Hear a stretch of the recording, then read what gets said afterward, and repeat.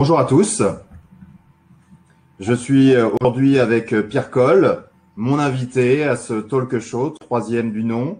Je vais laisser tout simplement Pierre se présenter, il est en face de moi.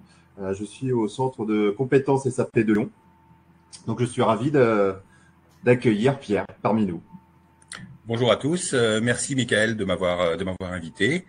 Je m'appelle Pierre Coll, je travaille chez SAP depuis maintenant un peu plus de 5 ans et je suis dans l'équipe SAP Business Technology Platform qui s'occupe des outils de développement avec la solution SAP Build pour tout ce qui est low code, no code et la solution SAP Build Code pour les outils de développement Java, JavaScript pour professionnels.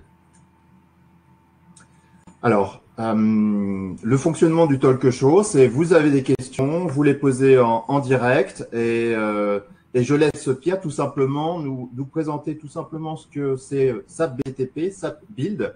Je suis consultant, je suis sur un projet S4.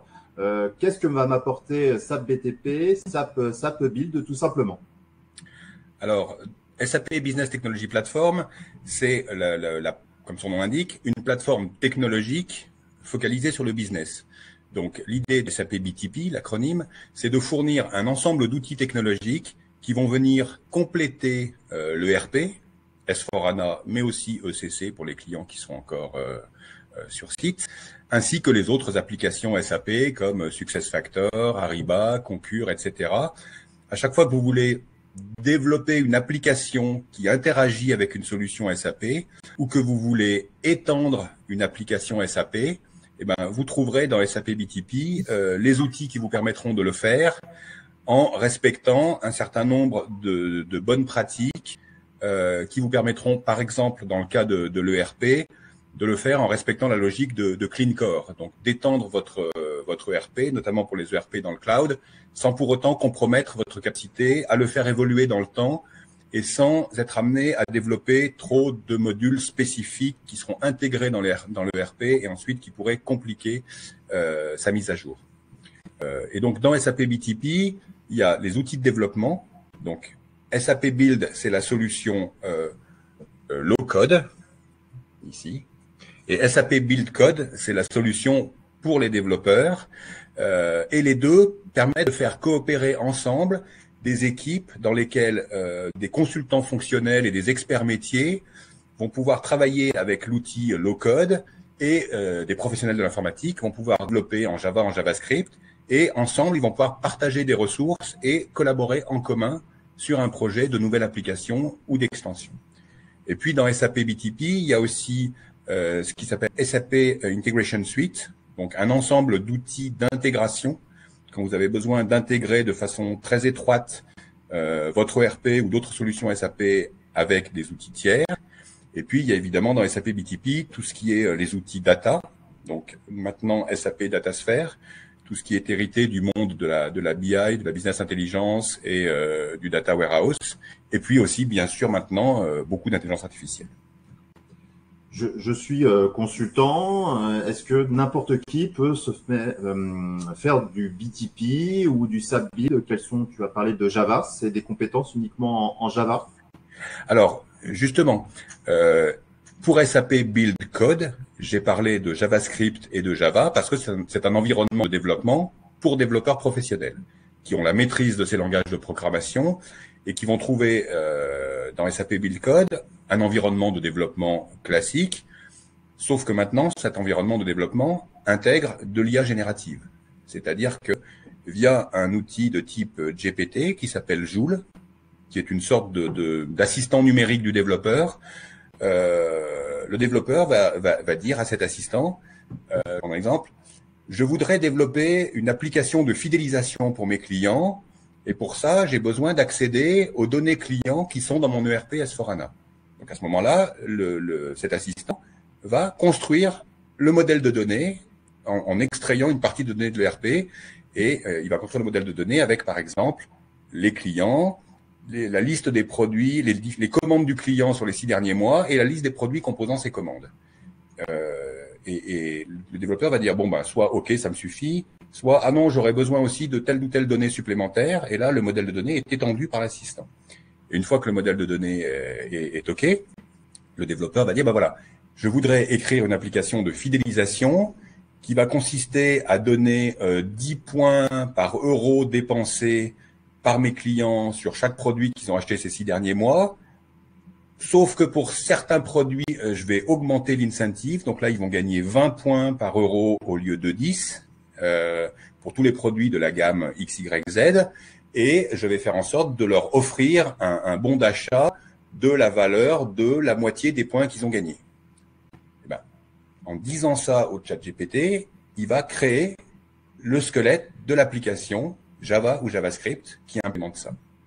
Et ensuite, le développeur va pouvoir intervenir sur le code, évidemment, et l'outil va également générer un jeu de tests données sur le modèle qui a été validé par le développeur, mais qui ne sont pas les données réelles qui se trouvent dans le RP, donc des données fictives mais sur le même modèle, qui vont permettre au développeur de tester son application. Donc avec ça, on fait gagner une productivité énorme à un développeur professionnel. Et en plus, on a l'outil SAP Build, qui est l'outil no-code, où là, en mode drag and drop, on construit une application simple avec une interface qui pourrait être une interface web, desktop, mais aussi une interface mobile. Et ce qui est très intéressant, c'est que évidemment, ces applications vont pouvoir faire appel de façon très simple à des API, et notamment aux API de l'ERP qui permettent d'accéder aux données qui se trouvent dans le système. Donc aujourd'hui, tu as cité l'exemple en mode retail. Donc aujourd'hui, cette IA générative, elle est efficiente à 50, 60, 90%. C'est-à-dire que moi, demain, je suis développeur. Est-ce que je dois avoir peur de cette IA générative pour me dire, mais demain, elle va faire tout à ma place? C'est-à-dire que je pourrais même un client pourrait très bien se dire, mais pourquoi j'ai besoin d'un consultant puisque j'ai ChatGPT ou j'ai Joule pour moi? Alors, je tiens à préciser que Joule dans SAP Build Code, ça a été lancé la semaine dernière. Donc c'est quelque chose de relativement nouveau et comme tous les outils d'IA générative, il a encore besoin d'apprendre. Donc plus il va être utilisé pour créer du code, plus il va améliorer le code qu'il produit, etc. On sait qu'on n'est pas à l'abri avec les IA génératives d'hallucinations. Je me rappelle qu'il y a un an, ChatGPT m'expliquait très doctement que c'était mieux de manger des œufs de vache que des œufs de poule, parce que comme la vache est un animal beaucoup plus gros que la poule, avec un œuf de vache, c'est bien plus à manger qu'avec un œuf de poule. Donc ce genre d'hallucination, ça a été corrigé, mais on n'est pas à l'abri quand même d'en trouver aussi dans des outils de développement. Et là, évidemment, s'il y a une hallucination dans du code généré par un outil comme ça peut être problématique. Donc on aura toujours besoin d'un développeur pour... Et de la même façon d'ailleurs sur ChatGPT, quand on veut lui faire produire du texte ou lui faire produire une image pour les IA génératives, on a besoin assez souvent d'affiner le prompt. On envoie un premier prompt, on a un résultat, on n'est pas tout à fait satisfait, on corrige le prompt et on itère comme ça. Quand on demande à une IA générative de générer du code, on pourra avoir besoin d'itérer. Il faudra être capable d'exprimer quand même précisément et dans un langage compréhensible par l'outil ce qu'on veut. Et il faudra être capable de vérifier le résultat qu'on a obtenu et ainsi de suite. Donc, ça restera quand même un outil à mettre entre les mains. Quand il s'agit de produire du code Java et JavaScript, qui s'appelle Build Code, ça restera entre les mains de développeurs. Après, je suis absolument incapable de dire aujourd'hui si un développeur qui va être maintenant outillé avec ça sera capable de faire en une journée ou en une semaine le travail de 2 développeurs qui n'avaient pas ces outils ou 3 développeurs qui n'avaient pas ces outils. Ça, on n'a pas le recul aujourd'hui pour le dire. Mais ce qui est clair, c'est que ça va quand même induire une augmentation très importante de la productivité des développeurs. Le but de tout ça, c'est quand même que, aujourd'hui, il y a quand même un manque de ressources en développement. C'est aussi une des raisons d'ailleurs pour lesquelles SAP a lancé une offre low-code, no-code. C'est parce que il y a un certain nombre d'applications pour lesquelles on n'a pas absolument besoin d'un professionnel de l'informatique pour développer en Java ou en JavaScript, et que avec des outils simples manipulables par un non-informaticien, mais un consultant métier qui sait ce qu'il veut et qui sait comment marche le RP et qui connaît un peu quelles sont les données dans le RP, et ben lui peut développer une application. Ensuite, au moment de la déployer, bien entendu, l'IT va prendre la main, va vérifier la conformité de l'application, va assurer sa recette, va assurer son déploiement, va assurer sa maintenance. mais ça permet au moins de pallier au manque de ressources en développement pur. Dans tout ça, donc on est quand même sur des technologies plutôt orientées cloud. Je suis un client qui sont sur des solutions on-prem. Est-ce que il y a plus de complexité par rapport à un client qui va être sur une solution ERP en on-prem par rapport à un client qui peut être sur une solution en cloud public ou en cloud privé? Est-ce que c'est exactement la même couverture pour l'ensemble de ces outils-là, si je veux les plugger sur du on-prem versus une solution en full cloud? Alors oui, les outils de développement et d'automatisation de processus qui se trouvent sur SAP Business Technology Platform sont compatibles avec les installations on-prem d'ERP chez les clients, notamment via des outils qui font partie de SAP Integration Suite, qui permettent de mettre les bons tuyaux entre ce qui est on-prem chez le client et ce qui va être dans le cloud pour les nouvelles fonctionnalités qu'on veut développer. On a parlé de build, on a parlé de BTP, on a parlé d'IA générative. Il y a aussi un terme qu'on utilise des fois, c'est le RPA. Est-ce que le RPA, c'est aussi un terme qu'on met dans le build? Oui. Alors, RPA, c'est l'acronyme de Robotic Process Automation. Ça consiste, de façon très très simplifiée, à simuler le comportement d'un utilisateur qui interagit avec plusieurs applications pour le faire reproduire de façon automatique par un robot logiciel. Je prends un exemple. Dans le service client d'une grande banque, pour répondre à un client qui appelle au téléphone, on va commencer par lui demander son numéro de client. À partir de là, on va ouvrir la CRM. On va rentrer son numéro de client et on va voir sa fiche. Et ensuite, pour aller plus loin, pour répondre à sa demande, on va avoir besoin d'avoir consulté l'état de ses différents comptes bancaires, l'avancée du remboursement de son prêt immobilier, par exemple, etc. Donc là, il va falloir rentrer des applications métiers, entrer à nouveau l'identifiant du client, récupérer toutes ces données, et ainsi de suite. Ça, c'est quelque chose qui prend du temps à un employé du service client qui est au téléphone avec un client qui attend au bout du fil.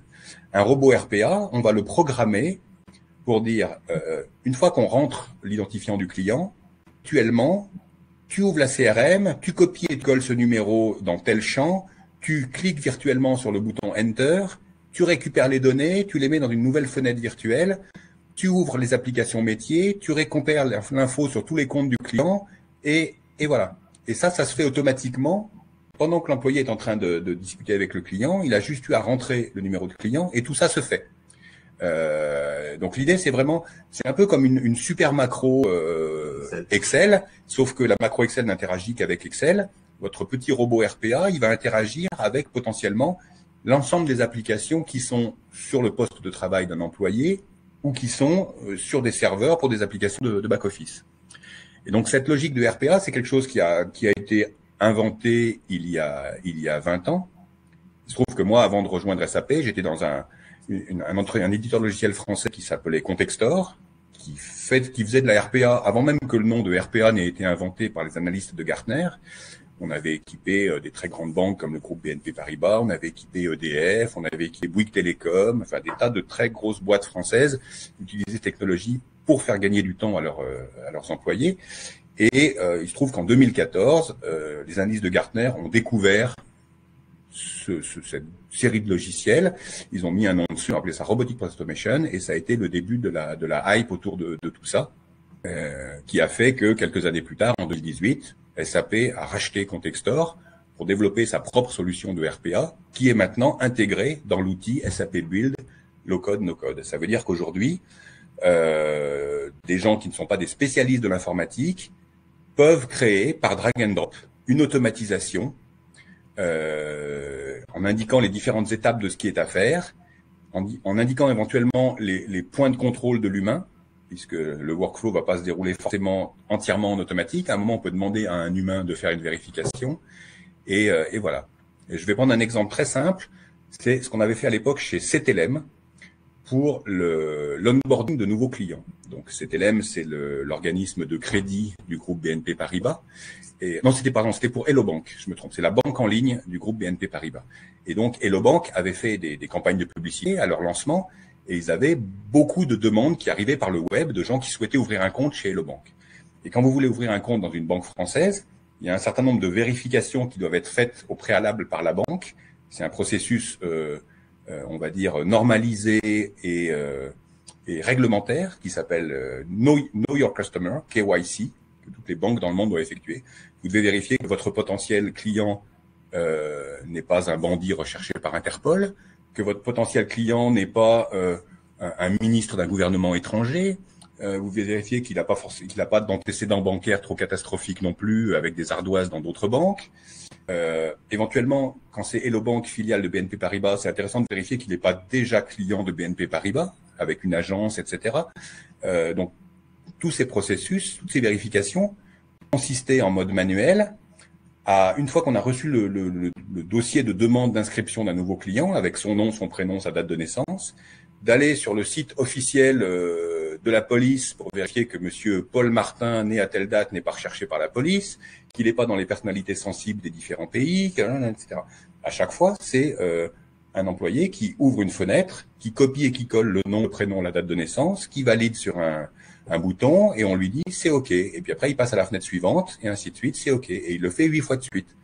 Donc ça va lui prendre à peu près 10 minutes. Et une fois que tout est OK, on va dire OK, on accepte monsieur Paul Martin en tant que nouveau client de Hello Bank.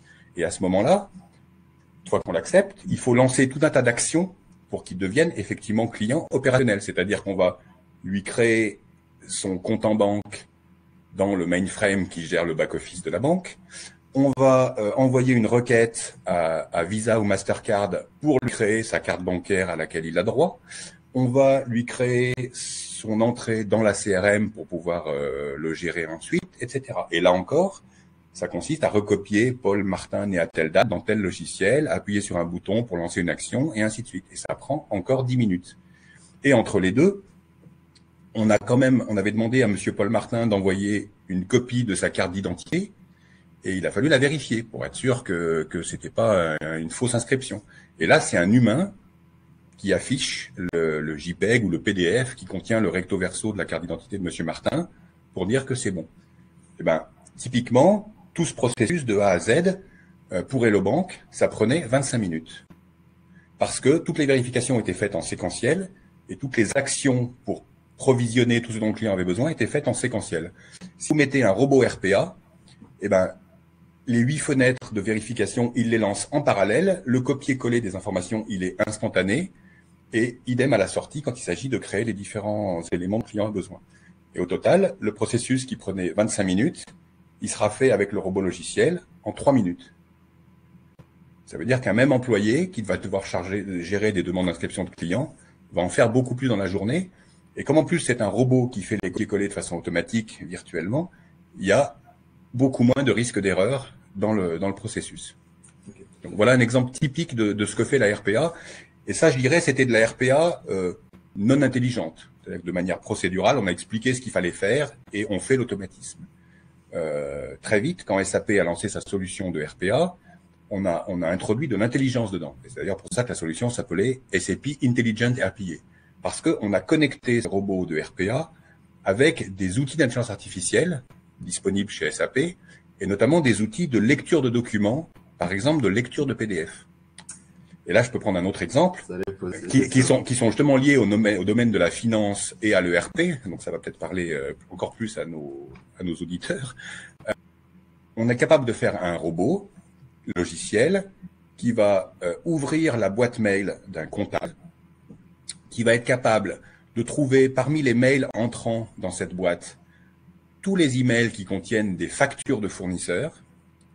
Et le robot qui aura scanné la boîte mail et extrait tous les mails intéressants va ensuite prendre les PDF, appeler un module d'intelligence artificielle qui va être capable de lire virtuellement le contenu du PDF avec le nom de la société en tête de la facture, son adresse, etc., la date de la facture, le numéro de la facture, l'ensemble des lignes de la facture avec le nom des produits, leur référence, la quantité achetée, le prix unitaire, etc., le total final, l'éventuelle remise et ainsi de suite. Et une fois que toutes ces données auront été extraites, le robot de RPA va être capable d'ouvrir un module de l'ERP pour rentrer la facture.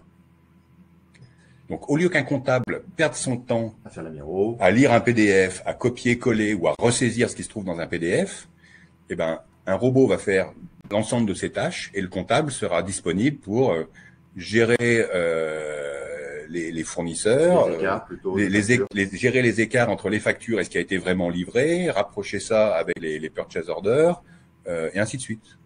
Donc des tâches à plus forte valeur ajoutée que de ressaisir dans un ERP. Donc, si on utilise le RPA, je n'ai plus besoin d'utiliser la solution Vim by OpenText, j'ai plus besoin d'utiliser ITsoft, j'ai plus besoin d'utiliser Esker qui, aujourd'hui, propose des systèmes de reconnaissance de ces dites factures pour l'intégrer à l'ERP. Donc, demain. Si vous les avez déjà, vous pouvez les utiliser. Votre robot RPA SAP pourra utiliser l'OpenText que vous avez déjà ou d'autres solutions tierces. Mais il intègre aussi sa propre solution de lecture de documents. Ces solutions dites RPA sont 100% gratuites, parce que là, je prends justement l'exemple. Je suis une petite PME, j'ai installé SAP et on me dit, bah tiens, pour utiliser Esker, c'est une licence additionnelle. Enfin, je prends, c'est un coût supplémentaire pour moi. Si demain, moi, je dis, tiens, tout compte fait, j'ai une solution RPA, ça a l'air d'être pas mal, ça va me faire gagner du temps. C'est facile à implémenter, c'est facile à implémenter commercialement et du point de vue de l'achat, puisque c'est une solution qui fait partie de SAP Business Technology Platform. Donc, il faut souscrire à SAP Business Technology Platform. Et là, il y a différentes modalités commerciales. Il y a la modalité Pay as you go. Vous ne vous engagez pas. Vous payez tant par utilisation, par transaction. Vous payez uniquement à l'usage. Il y a les contrats qui s'appelaient auparavant Cloud Platform Enterprise Agreement, CPEA, qui s'appelle maintenant BTP Enterprise Agreement, où là, vous définissez un volume de consommation mensuel. Donc, vous avez une facturation mensuelle connue à l'avance. Et à l'intérieur de ce volume d'usage que vous préachetez, vous pouvez consommer l'ensemble des outils qui sont sur SAP Business Technology Platform. Vous pouvez faire de RPA, vous pouvez faire du SAP Build pour de vos applications, vous pouvez faire de la BI avec Business Objects ou SAP DataSphere. Vous consommez ce que vous voulez dans l'ensemble des outils disponibles. Et puis, je l'indique aussi pour les clients qui sont en phase ou qui envisagent de migrer vers S4HANA, et notamment vers S4HANA Cloud, c'est intégré dans les offres Move with SAP et Rise with SAP. Donc, dans le cadre de ces offres de migration, vous avez accès à ces outils pour faciliter votre migration et pour rendre votre ERP encore plus efficace après migration. Donc, on a vu cette intelligence-là. Je peux aussi avoir des problématiques. Alors, je vais voir si ça s'intègre aussi dans tout ça. Aujourd'hui, beaucoup de clients nous disent la migration de données. Migration de données, souvent, c'est du statique. Et on reproche, et c'est un reproche qui est fait, c'est l'outil de migration, le Migration Cockpit, c'est un outil qui est pas intelligent. C'est-à-dire que le système ne va pas contrôler que, par exemple, dans la cellule code postal, on est en France, que le code postal est sur 5 digits. C'est à chaque fois, après, tu as le message d'erreur et à chaque fois, tu dois contrôler individuellement tous les messages d'erreur. Est-ce que les solutions dites, que ce soit du RPA, d'intelligence artificielle, peuvent justement se substituer et rendre intelligent quelque chose qui ne l'est pas? Oui, et à deux niveaux. C'est-à-dire que à premier niveau, par exemple, un outil comme SAP Build Process Automation vous permet d'aller chercher des données dans un outil pour les injecter dans un autre outil, mais vous pouvez mettre au milieu des tas de règles métiers pour effectuer des contrôles. Justement, un code postal en France, il y a 5 chiffres, et ainsi de suite. Je sais pas, un code client, il est structuré de telle façon. Voilà. Oui, contrôler le lien entre la région et le code postal. Exactement, par exemple. Mais ça, c'est à vous de mettre ces règles. Mais on peut aussi imaginer que une fois que vous avez entraîné des modules d'IA sur la base de vos propres données, et c'est ce que permettent les outils d'IA de SAP, c'est-à-dire que vous allez vous les approprier et les entraîner avec vos données.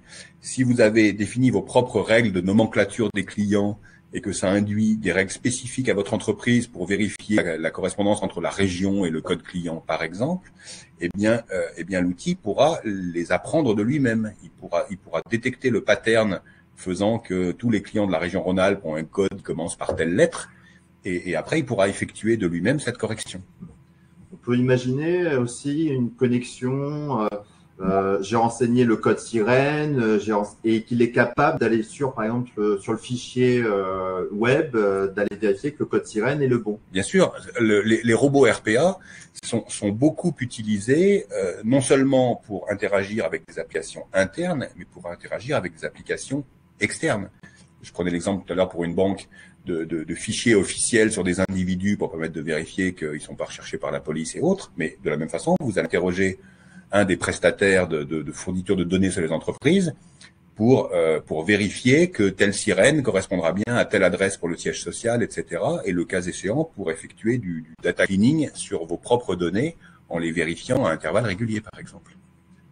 Donc c'est une bonne nouvelle pour ceux qui veulent préparer de la migration. Et encore une fois, tu as bien dit, c'est l'outil doit d'abord se nourrir. Oui. Donc c'est-à-dire que sur un projet, des fois, ça peut être compliqué de se dire oui, mais combien de temps j'ai pour faire une data migre en intégrant le fait que je dois nourrir mon IA pour qu'elle soit pleinement opérationnelle dans 6 mois lorsque je vais devoir faire ma migration. Donc des fois, les temps sont peut-être un petit peu courts aujourd'hui.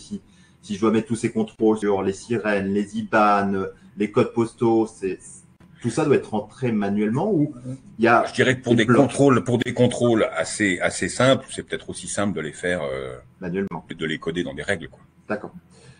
Donc pour l'instant, l'IA ne se substitue pas et on n'a pas juste un petit bouton, on lui dit bah tiens, SAP a tout configuré pour dire bah voilà, j'ai contextualisé les IBAN, j'ai contextualisé les sirènes par pays, j'ai contextualisé les codes régions. Enfin, en gros, contextualiser toutes les zones d'un business partner, d'un article, d'un client. Ça aujourd'hui, ça n'existe pas. C'est tout là magique. L'outil existe, il va falloir entraîner l'outil avec vos propres données, ce qui effectivement va pouvoir prendre un petit peu de temps. Un petit peu de temps. Alors là, je prends des exemples. Hein, c'est comme je suis sur des projets S4, ça peut aider, ça peut aussi aider d'autres personnes. Donc on a vu une approche par la partie CRM, notamment pour l'intégration, donc avec du RPA, avec de l'IA. Demain, tiens, j'ai un projet chez un client, tiens, je veux faire des reporting. Est-ce que je peux demander à de l'IA de construire lui-même, de dire bah tiens, je veux faire un portfolio des commandes clients jusqu'à la facturation. Est-ce que je peux interroger l'IA pour qu'il me réalise lui-même ce report? Oui, aujourd'hui, l'assistant Joule est intégré dans les outils de reporting et dans les outils comme SAP DataSphere et permet de construire un reporting en interagissant avec un assistant. Je voudrais un reporting sur les données clients pour tous les clients qui font plus de tant de chiffre d'affaires et qui se situent dans telle zone géographique. Hop. Et ensuite, je voudrais que ce reporting me montre l'évolution sur 3 mois de la facturation moyenne mensuelle. Et le reporting se construit. Aujourd'hui, la porte d'entrée pour n'importe quelle personne ou n'importe quel client qui souhaite avoir ces informations-là, parce qu'aujourd'hui, on fait un talk show. Moi, je suis un novice, je ne connais pas tout ça, SAP m'en a pas nécessairement parlé. Où sont les portes d'entrée pour te dire, bah tiens, ça a l'air d'être intéressant, quelles sont les potentialités? Pas d'aller sur le site SAP parce qu'il y a tellement de choses que des fois on se dit, mais c'est comme sur Google, quand tu tapes un mot-clé, tu te retrouves avec des milliers de pages. Je nuancerai un peu, sans langue de bois et sans être trop corporate, je nuancerai quand même un peu la remarque. Le site de SAP est quand même très bien structuré par offre produit. Et par exemple, si vous tapez business intelligence ou reporting, vous allez arriver très vite sur la page de SAP DataSphere qui va vous présenter ce que fait le produit, qui va vous donner accès à des vidéos de démos très parlantes, qui va vous donner accès à des retours d'expérience clients et à des cas d'usage réels chez des clients, etc., qui vont quand même vous permettre d'avoir déjà une première bonne perception de l'adéquation ou pas du produit à vos besoins. Et ensuite, pour aller plus loin, il y a un autre outil chez SAP qui s'appelle SAP Learning, où là, vous avez des modules, alors ça va jusqu'à de la formation avec certification, mais sans aller jusque-là, vous avez des modules de découverte où vous allez passer un quart d'heure avec un mélange de petites vidéos, de petites démos et de petits quiz intermédiaires, au bout desquels vous allez avoir réellement bien compris ce qu'est le produit, ce qu'il permet de faire. Et là, je pense que vous serez à même de dire, oui, c'est ça qu'il me faut et je veux aller plus loin ou pas. On a évoqué le marché de l'emploi. Le marché de l'emploi sur SAP Build, SAP BTP. Est-ce que faut y aller maintenant? Est-ce que vous avez SAP a d'énormes besoins ou on est encore, c'est encore les Indiens, oui, alors pas qui monopolisent, mais aujourd'hui on sait que on a des problèmes de ressources de façon générale sur les consultants dits techniques. Est-ce que ça peut être aussi une piste parce que à chaque fois on est sollicité, je veux être consultant à SAP, mais est-ce que ça peut être aussi pertinent de se dire oui, il y a d'énormes besoins aussi sur consultant RPA, Oui. consultant BTP. Alors, je dirais que oui, c'est en train de monter fortement. Il y a encore 2 ans, quand vous discutiez avec un client SAP lambda, souvent il vous disait SAP BTP, c'est quoi exactement? Aujourd'hui, ce même client vous dit bon, SAP BTP, j'ai vu ce que c'est, j'ai compris, et là-dedans il y a ça et ça qui m'intéresse et que je veux commencer à utiliser cette année. Et là, effectivement, il y a un besoin de ressources qui se présentent. Pour mémoire, SAP BTP l'an dernier, ça a représenté 2 milliards de chiffre d'affaires sur les presque 30 milliards de SAP au total. Donc ça commence à être significatif. Ça veut dire que de plus en plus de clients utilisent les outils qui sont dans SAP BTP en complément de leur logiciel SAP. Donc, on en revient à ce que j'expliquais au début. Pour utiliser SAP BTP, si c'est pour développer des applications ou automatiser des processus, vous avez l'offre low-code. Et là, vous avez probablement en interne déjà des ressources qui vont être capables d'utiliser ces outils. Alors, si vous arrivez à leur dégager du temps pour le faire, mais là, un consultant métier expert va être capable de faire avancer les choses tout seul. Et si vous avez déjà dans votre équipe IT des développeurs Java, JavaScript, eh ben vous leur mettez l'outil entre les mains et ça va aller très très vite. Je discutais hier via LinkedIn avec un consultant en Europe de l'Est qui, avec le nouvel outil SAP Build Code, avait développé 2 nouvelles applications Java dans la journée. Est-ce que le développement généré se partage entre les utilisateurs d'un même service ou réservé uniquement à la personne qui a interrogé l'IA sur son poste? Très bonne question. Non, tous les outils dont je vous parle, SAP Build pour le low-code, no-code et SAP Build Code pour le développement pro, tous ces outils partagent ce qui a été fait avec et le partage au sein de l'organisation que vous mettez en place et selon les modalités que vous choisissez. C'est-à-dire que vous allez définir les gens qui ont la capacité de seulement réutiliser des modules qui ont été créés par d'autres, les gens qui vont pouvoir créer de nouveaux modules et les mettre à disposition des autres. Donc ça peut être un début de répartition des rôles entre IT et non-IT, mais aussi quand des non-informaticiens vont développer une application low-code, ça peut être soit une application en soi qui va ensuite déployer, mais l'informatique va prendre la main pour la vérifier, la recéter et mettre en place les bonnes pratiques pour la déployer, ou ça peut être vu comme une espèce de super prototype que l'IT va prendre pour en rajouter quelques modules qui, eux, seront développés en Java et JavaScript avec l'outil ad hoc. Mais tout ça fonctionne en pleine coopération. Et ensuite, vous avez un repository des modules qui ont été développés. Et le but est évidemment d'éviter que chacun réinvente la roue dans son coin.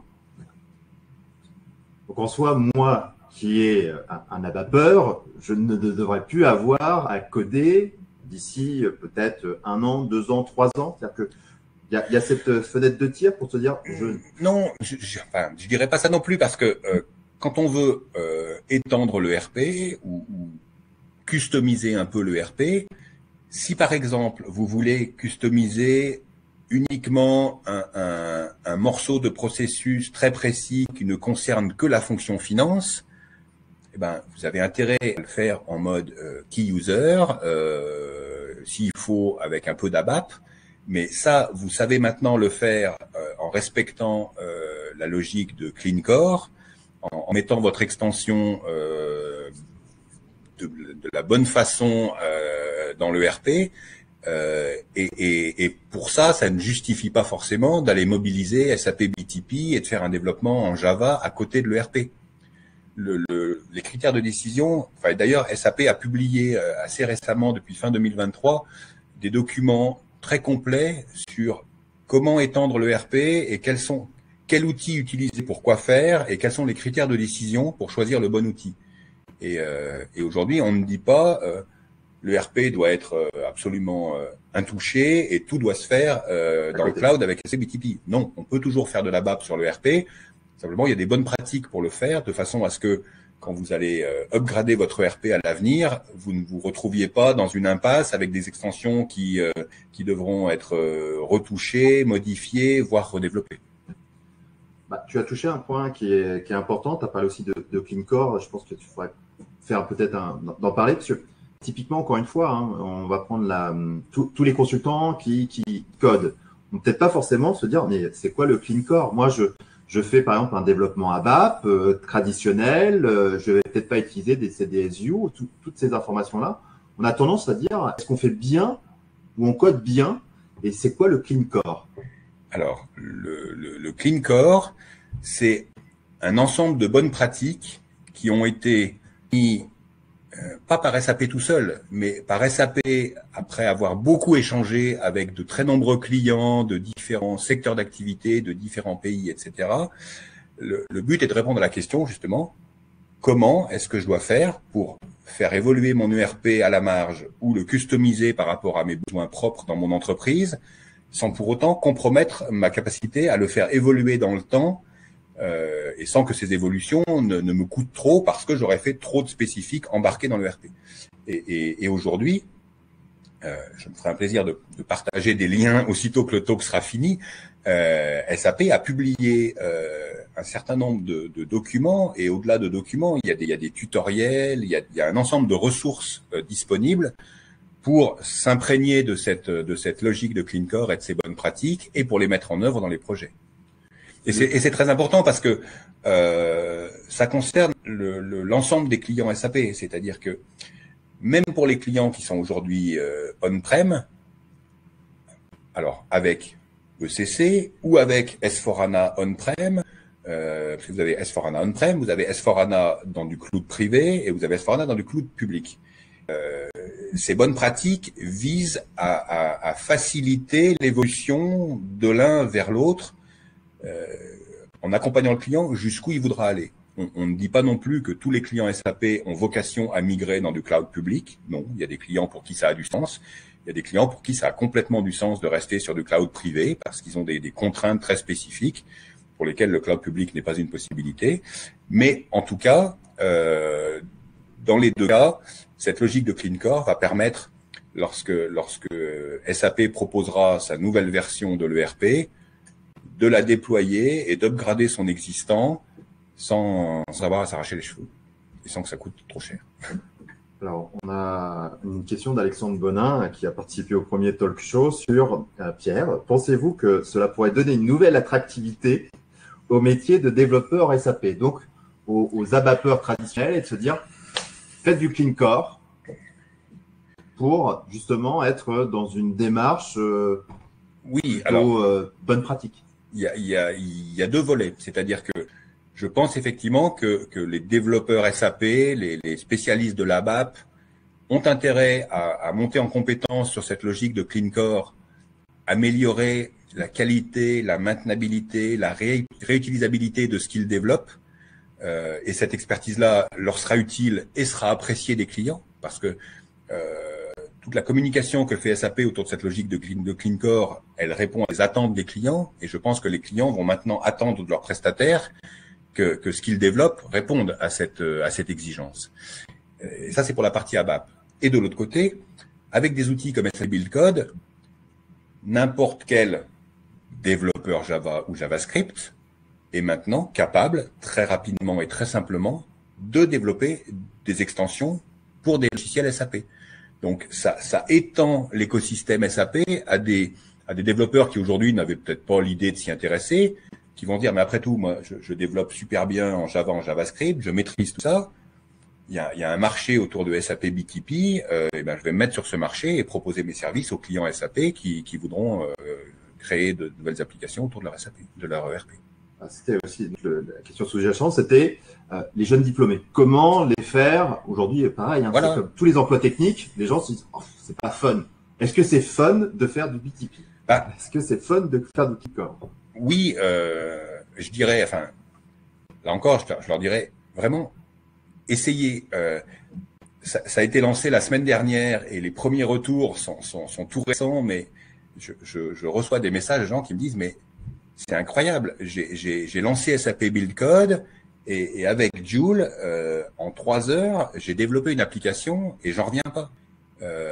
Et j'ai développé une application parce que j'ai dialogué avec le GPT pour la créer, cette application. Mais à la fin, tout ça, ça m'a créé du code JavaScript. Donc moi, je suis un développeur JavaScript. J'ai été mettre mon nez dans le code, j'ai été voir ce que c'était. Éventuellement, j'ai été ajuster ce code, rajouter des règles qui n'y étaient pas parce que c'était trop compliqué à expliquer une règle métier dans un prompt. Autant la coder directement dans le JavaScript. Mais au moins, le basique du JavaScript, des écrans de mon application, etc., ça a été généré.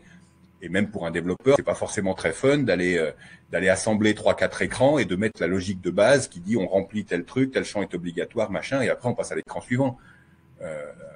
Ça, si ça peut être pré-mâché par un outil d'IA, tant mieux pour le développeur qui va pouvoir faire des trucs peut-être à plus forte valeur ajoutée et peut-être plus fun pour lui. Donc ça peut être aussi un moyen effectivement d'intéresser les jeunes développeurs JavaScript à l'univers SAP. Tu as évoqué un point.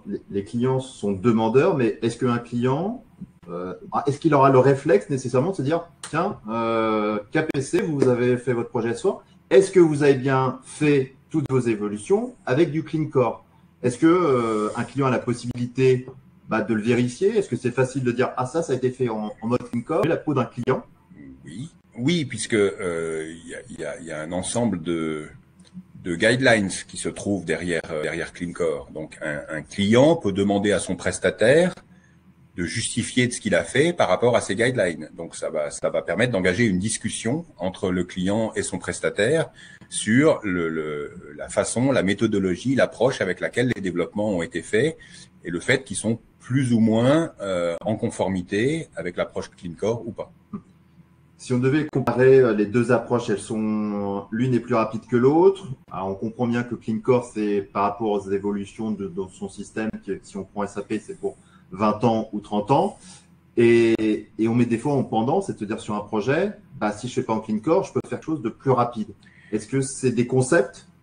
Non, mais le débat du quick and dirty, il est vieux comme l'informatique. Donc voilà. Après, c'est aussi, là encore, c'est un dialogue entre celui qui développe et celui qui demande le développement. Le client qui va, s'il veut un truc très vite, fait à l'arrache, ça doit absolument être déployé dans 3 semaines pour telle raison et qu'on n'a pas le temps de faire mieux.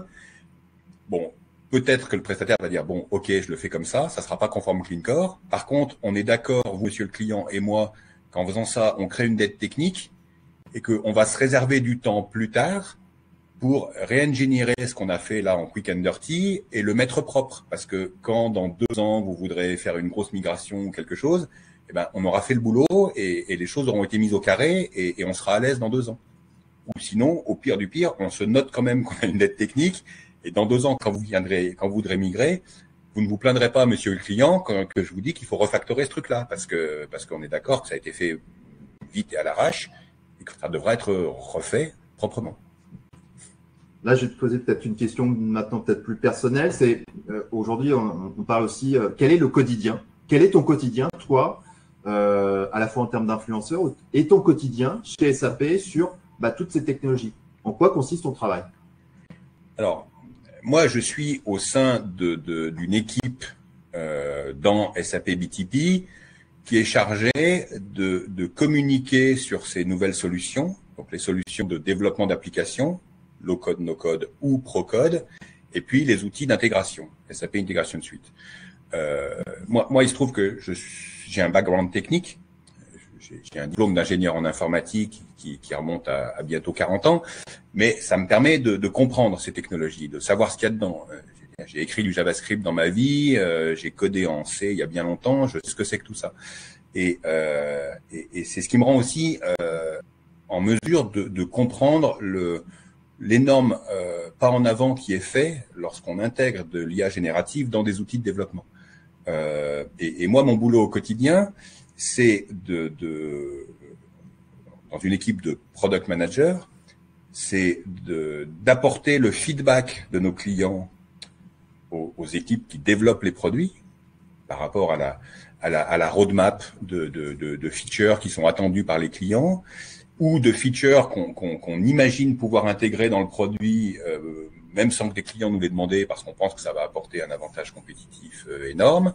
Et donc ça, c'est la partie inbound, je dirais.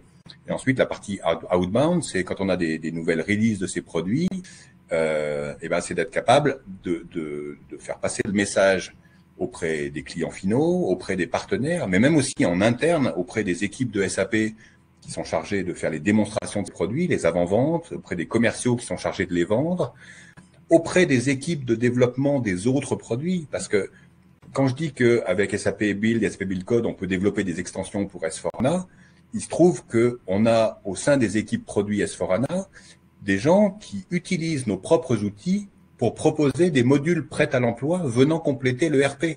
Et on a un catalogue, un store de modules qui sont développés par l'équipe S4HANA, par l'équipe SuccessFactors, par l'équipe Concur, par l'équipe Ariba, parce qu'ils se sont aperçus que il y avait un certain nombre de besoins de clients qui se recoupaient, qui n'étaient peut-être pas suffisamment génériques pour que ça soit une fonction de base de leur logiciel, mais si c'est demandé par suffisamment de clients, ça vaut le coup pour eux d'investir un peu pour en faire un module standard qui va être réutilisé par les clients qui en ont besoin.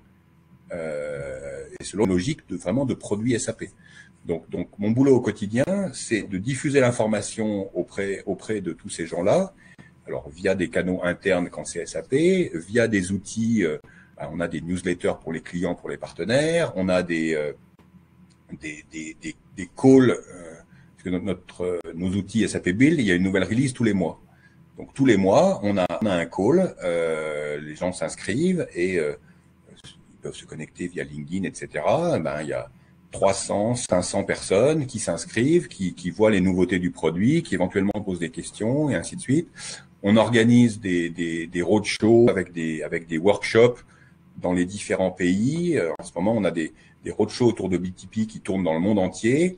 Et on réunit pendant une journée à Paris, à Bruxelles, dans telle ou telle ville, des partenaires, par exemple. On a une série de roadshows dédiés aux partenaires pour qu'ils viennent mettre la main sur ces outils et en une journée, accompagnés par des experts SAP de nos équipes produits, ils découvrent l'ensemble des possibilités de l'outil, ils créent leurs premières applications avec et donc ils repartent prêts à être opérationnels sur ces outils-là. Et puis bon, ça va jusqu'à de la communication encore plus externe sur des réseaux sociaux, puisque on diffuse des vidéos, des démos, des témoignages de clients sur YouTube. On a effectivement une page LinkedIn SAP Build sur lesquelles on communique sur des nouveautés produits, des retours clients, on annonce les événements et ainsi de suite. Alors on a une nouvelle question, c'est avons-nous les moyens de contrôler tous les devs spécifiques déjà existants dans un système et la possibilité tout simplement de les migrer en clean core?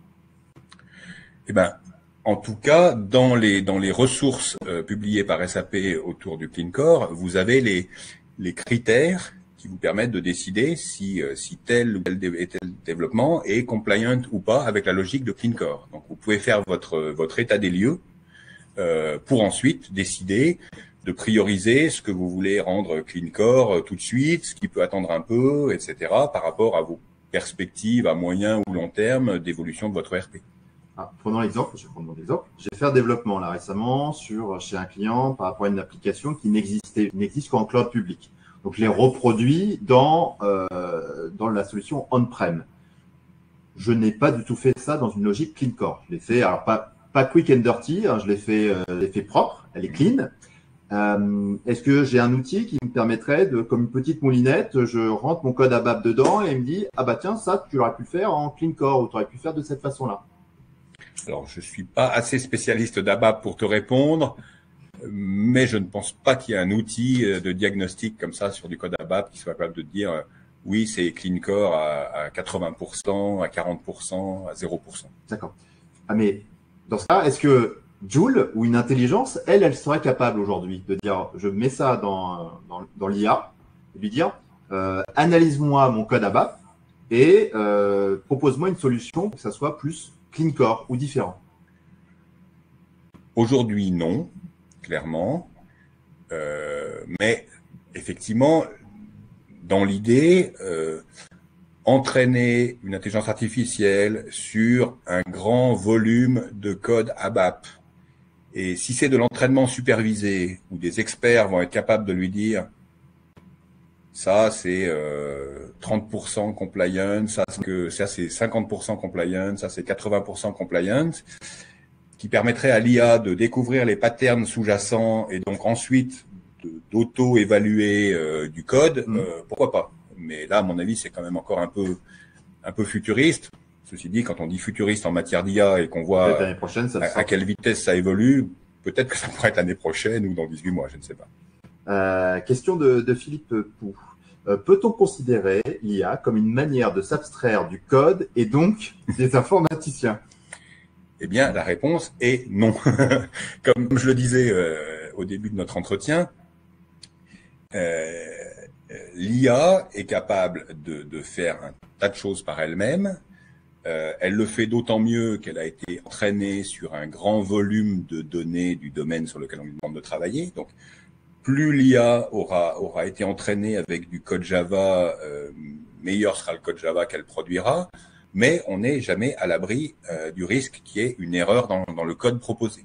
Donc, on aura toujours besoin d'un informaticien pour, d'une part, relire le code, et d'autre part, avec le jeu de test qui aura lui aussi été généré par l'IA, tester l'application et vérifier qu'il n'y a pas d'effet de bord, tester l'application avec des cas limites, etc., etc. Donc, il y aura toujours besoin d'informaticiens pour faire le contrôle qualité des applications, même si, au lieu d'avoir 100% de l'application créée manuellement, on aura peut-être, dans quelques temps, 80% de l'application générée par un assistant numérique et 20% par un informaticien qui sera venu dans le code rajouter des règles très spécifiques là où il y en a besoin.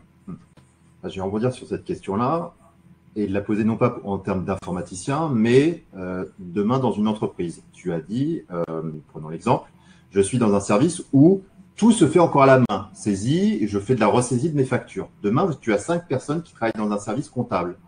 Demain, tu mets un RPA. Demain, tu mets de l'intelligence artificielle. Ce service peut non pas disparaître, mais c'est-à-dire on n'a plus besoin que d'une seule personne qui fera le contrôle qualité à la fin sur le RPA et l'IA pour l'automatisation de la facturation, du rapprochement bancaire. Déjà, avant l'arrivée de l'IA, comme je le disais, la RPA, ça date du début des années 2000. Et nous, à l'époque de Contextor, on avait déployé la RPA, par exemple chez EDF. Il y a plus de 5000 personnes chez EDF qui ont un robot RPA sur leur poste de travail, qui les aide au quotidien à automatiser des tas de petites actions qui leur font perdre du temps. Ce n'est pas parce que ces robots RPA ont été déployés que EDF, en imaginant que ça fasse gagner 10% de leur temps de travail par jour, c'est pas pour autant que EDF a dit on va se débarrasser de 10% des employés de notre service client. C'est juste que ça permet au service client de traiter un appel en 3 minutes au lieu de 5, ce qui fait plaisir au client. Lui, il gagne du temps, donc il dit le service du client EDF, c'est efficace, en 3 minutes on m'a résolu mon problème.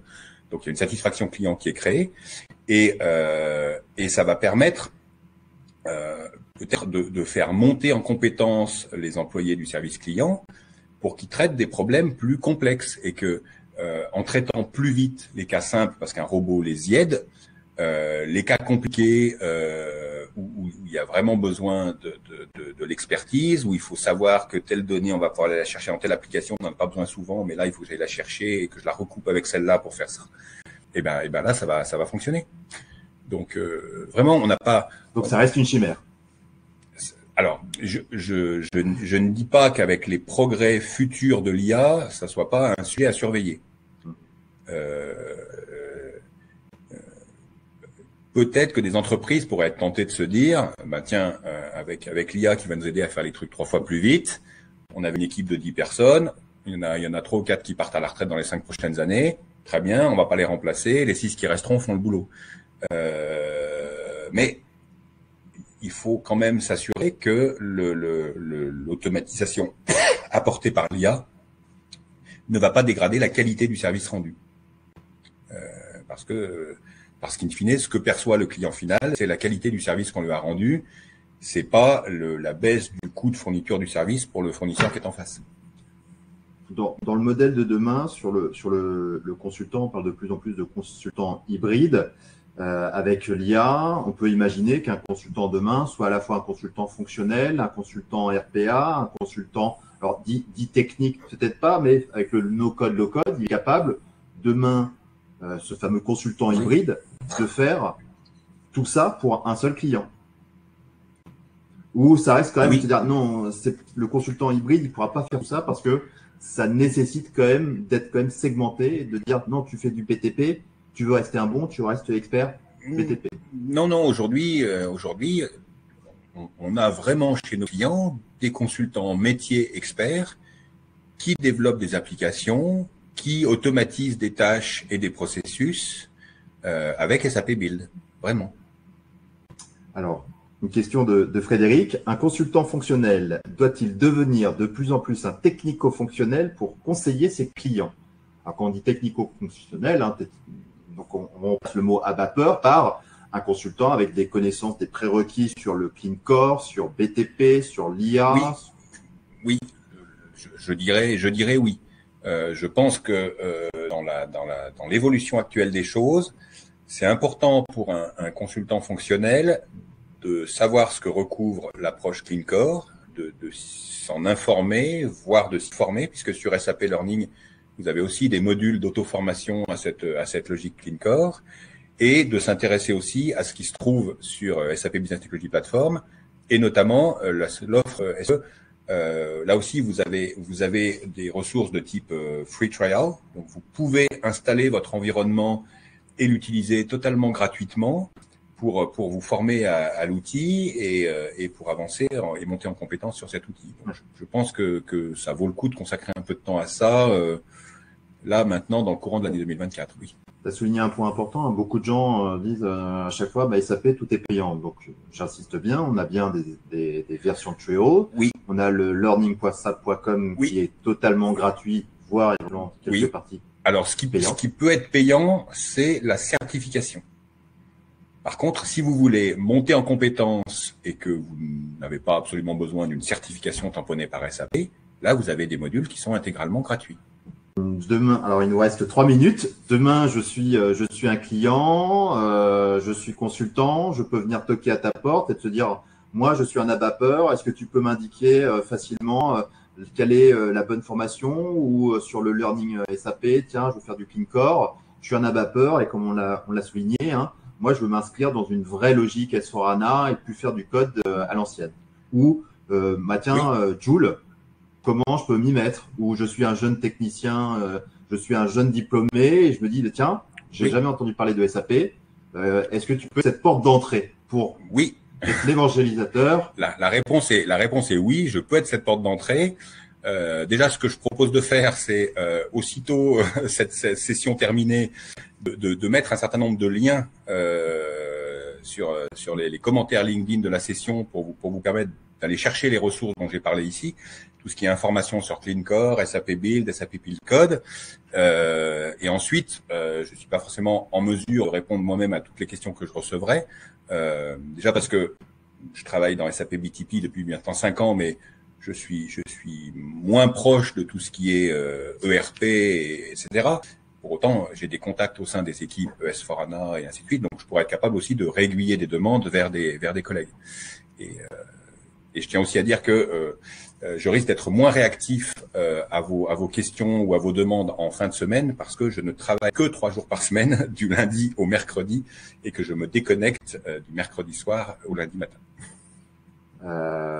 Je profite de cette dernière minute de te remercier parce que tu t'exprimes pas nécessairement beaucoup en français.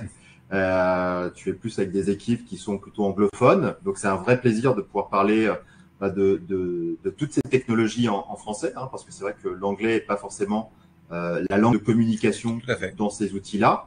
Donc peut-être que aussi, très important, hein, l'anglais est obligatoire de façon générale si on veut travailler sur BTP, l'IA ou aussi... Non, enfin oui et non, c'est-à-dire que les outils, enfin moi il se trouve que dans mon environnement SAP, je suis identifié comme français et quand j'utilise les outils SAP, ils sont traduits en français quand même. L'interface utilisateur des outils, SAP Build, SAP Build, etc., elle est aussi disponible en français, donc il n'est pas absolument indispensable de parler anglais pour les utiliser. Donc, bonne nouvelle. Mais pour rebondir sur ce que tu disais avant, effectivement, je passe beaucoup de temps à communiquer en anglais pour expliquer tous ces outils auprès d'une cible totalement internationale, mais ça me fait très plaisir, et c'est pour ça que j'ai répondu tout de suite à ton invitation, d'avoir l'opportunité d'en parler en français à l'écosystème francophone de SAP. Bah, merci à tous d'être venus aussi nombreux sur Talk Show. Donc, on va répondre avec Pierre à l'ensemble de vos questions. On va vous pousser tous les liens. Et je vous invite au prochain Talk Show qui sera avec Rosemary sur la partie maintenant finance. Donc, à très bientôt. Et je ne serai pas sans revoir Pierre. Merci Michael et très bonne journée à tous. Au revoir. À bientôt.